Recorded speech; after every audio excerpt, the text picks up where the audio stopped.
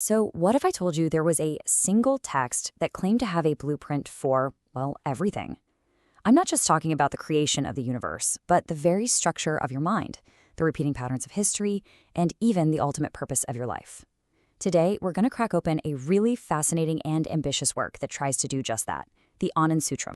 It's maybe the biggest question we can ever ask, right? Is the universe just a random collection of stuff floating around? Or is there some deeper consciousness behind it all? It's the question that sits at the very heart of philosophy, science, and just about everything else. And this is where the Anand Sutram comes in. It offers up this incredibly detailed and, frankly, holistic answer. It calls itself a sutra, which literally means thread, and just like a thread, it aims to weave together the cosmos, our minds, and all of human society into one single, grand, unified picture. So to get our heads around this blueprint, we're going to take a little cosmic journey ourselves. We'll start at the very beginning, with the cosmic source. Then look at the three primal forces that drive everything. We'll see how that all gives rise to the mind, which then scales up to the cycle of society. And finally, we'll talk about the path to bliss. All right, first stop on our journey, the very beginning. And I mean before time, before space, the absolute origin point of all existence. According to this text, everything, and I mean everything, comes from one single ultimate reality. And that ultimate reality is called Brahma. Now, don't think of Brahma as a person or a deity, a guy in the sky.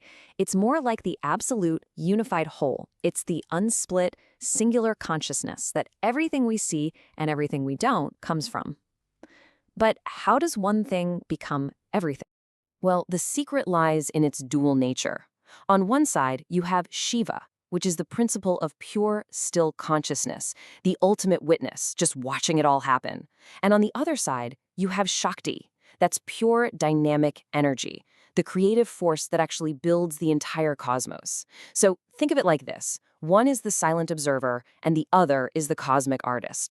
And the text has this brilliant way of explaining their relationship.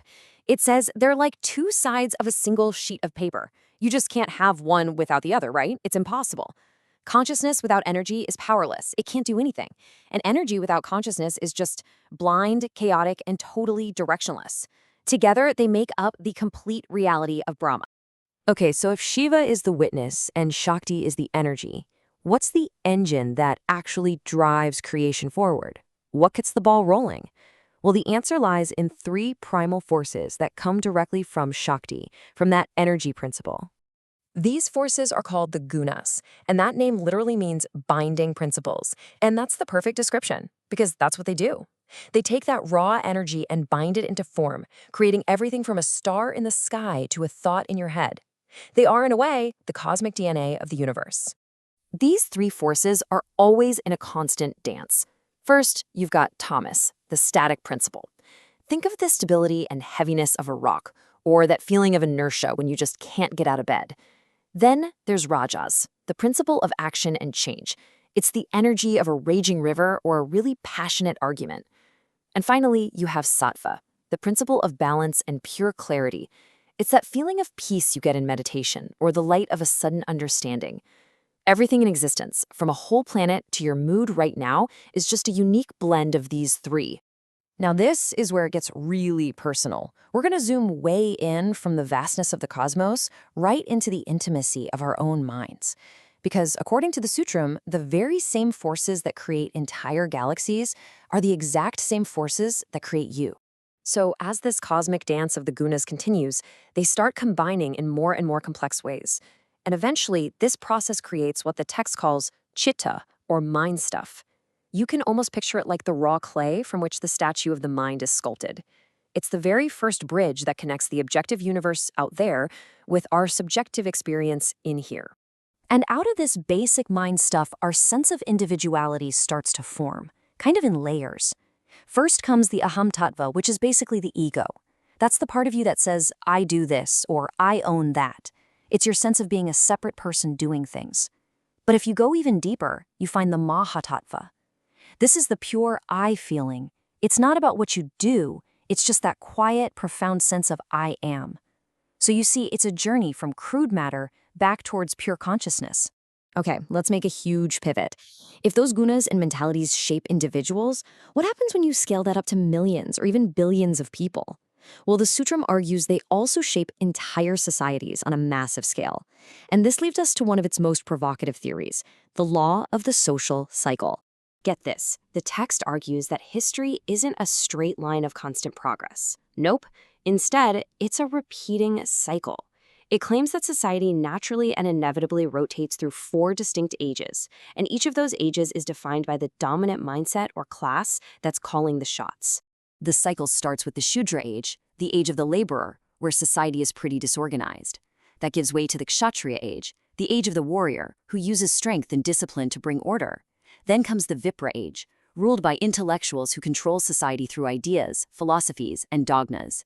And finally, the Vaishya age emerges.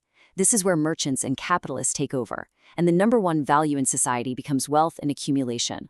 According to the text, this last stage always leads to massive exploitation, which then sparks a revolution, and the cycle starts all over again. So, are we just stuck on this historical merry-go-round forever?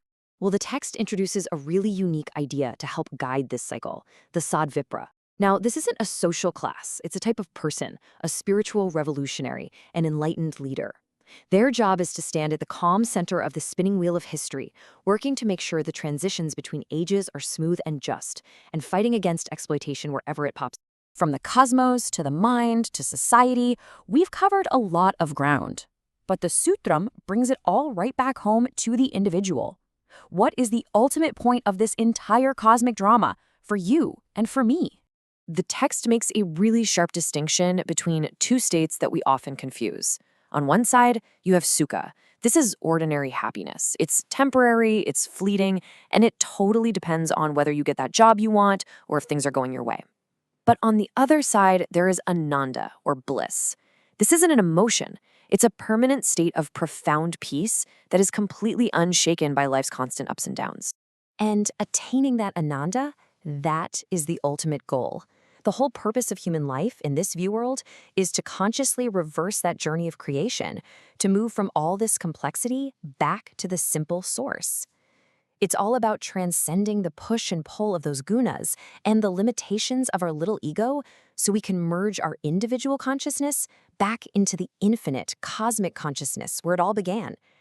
And all of this leaves us with a pretty massive question to chew on, doesn't it? Especially when you think about that social cycle. Do you believe that progress is linear, that we're always slowly but surely moving towards a better world? Or, as the Anand Sutram suggests, are we all just part of a vast repeating cycle, a cycle we are destined to follow, but one that maybe, just maybe, gives us the opportunity not just to advance society, but to transcend the whole thing altogether?